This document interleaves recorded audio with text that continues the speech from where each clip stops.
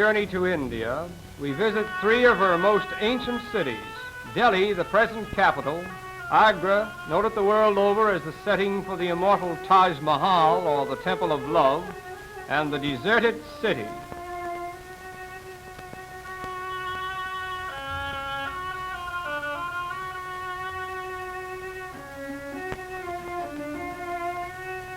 We arrive at the deserted city just as the dawn of a new day is breaking over the ruins of an old landmark.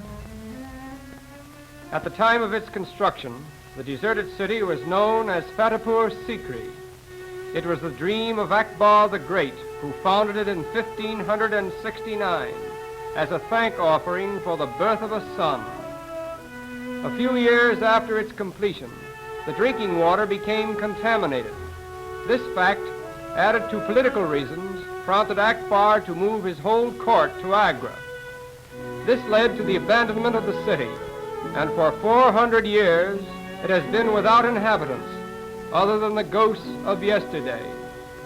For a time it was the lair of wild beasts and the resort of dangerous men. Now, however, it has taken its place among the national monuments of India.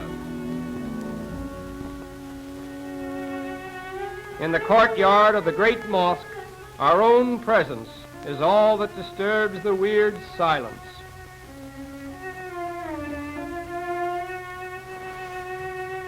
Believing the city to be completely deserted, we were greatly surprised at the sudden appearance of this group of children. And here is Mother India's greatest problem: her children, undernourished in mind and body, children who never laugh and never play, children who marry children and give birth to children. We hear their stock phrase, which is learned very early in life: me no mother, me no father, me hungry, baksheesh, baksheesh. Baksheesh means tip or present. No tourist in India can ever forget it. We are told that these little girls are actually the mothers of the babies which they hold in their arms. It seems unbelievable, but to be a mother at the age of 10 years is not an uncommon occurrence for the girls of India.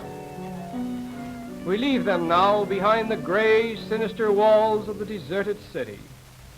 En route to Delhi, we pause for a moment at the famous Tower of Victory, one of the outstanding architectural wonders of India. This tower commemorates the victory of Mohammedan over Hindu civilization.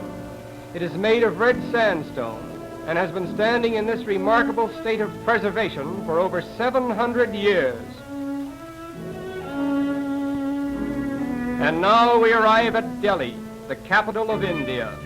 But the Delhi whose tales of former splendor once fired the imagination of the Western world is no more. Delhi today is just a typical city of India, crowded with a mixture of humanity and animals that baffles nature herself.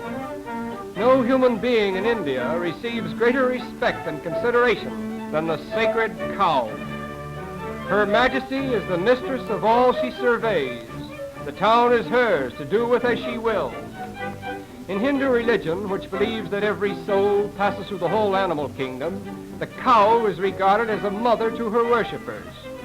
If she chooses to go walking down the main street, that's her business, and nobody dares to interfere. Or if she desires to gather with her sisters, to muse in the marketplace, that too is her special privilege. She's a citizen of the community and a mother of the populace.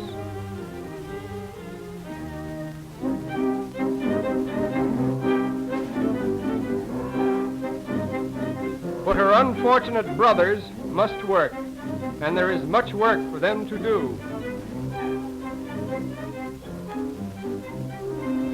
Less fortunate than the sacred cow are the people who worship her. Wherever we go in India, we are constantly running into funerals like this. The corpse is being taken to the burning ghat for a quick dispatch into the next existence, which, please fortune, may be that of a sacred cow. Before leaving Delhi, we will visit the famous Cathedral Mosque. To do this, it is necessary to either remove your shoes or consent to have them covered with cotton slippers in this manner. Aside from religion, this is a custom which any housewife can appreciate. The pavement in the mosque yard over which we walk is divided into thousands of little squares, just large enough for the worshippers' use.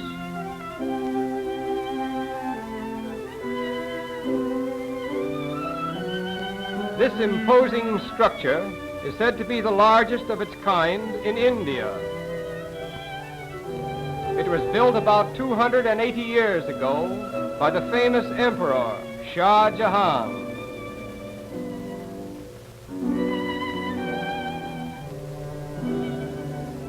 On the road to Agra, we come upon a Punch and Judy family troupe, which travels all over India in this quaint little two-wheeled cart.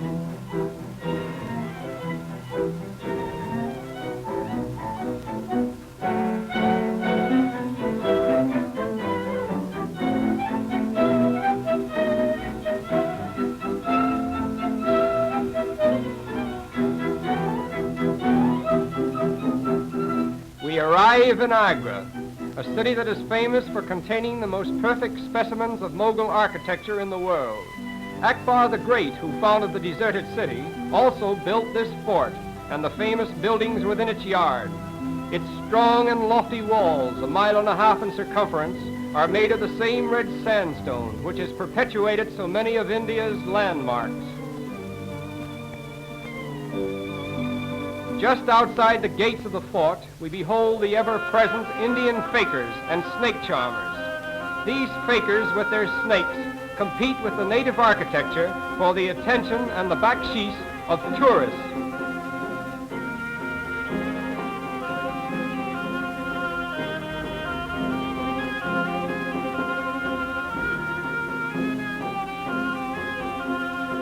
One of the high spots of the special performance staged by the fakers is a thrilling fight between a mongoose and a cobra. The mongoose tires the cobra by evading its deadly thrusts. It is said that the mongoose is immune from the poisonous fangs of the cobra, but this is not so. If he is bitten, he dies.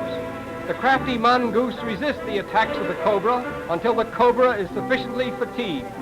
Then the mongoose, whose teeth are like needles, grasps the cobra behind its jaws and holds its grip until the cobra dies.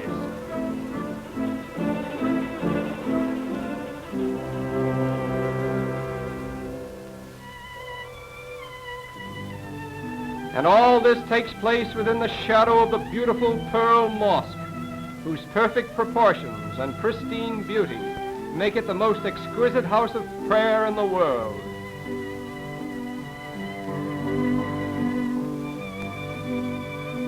According to tradition, a great pearl of wondrous size and luster used to be suspended from the ceiling by a golden chain, giving it the name of the Pearl Mosque.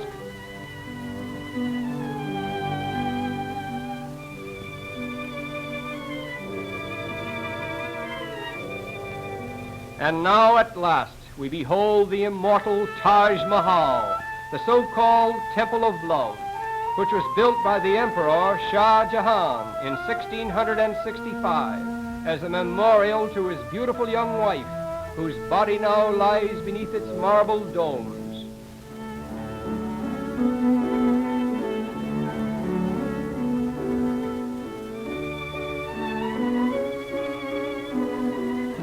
As we go nearer to this Temple of Love, we seem to be transported into another world. It is a dream in marble, an architectural achievement that has stood as we see it here for over 250 years and is regarded to this day as the most beautiful edifice ever built by man. But the great thought about the Taj Mahal, and the one which we choose to cherish, is the fact that love was its inspiration, the love of a man for a woman. And whatever we may say or think about Mother India, we must admit that upon her soil, love has built a temple worthy of all mankind. And so we say farewell to the Temple of Love.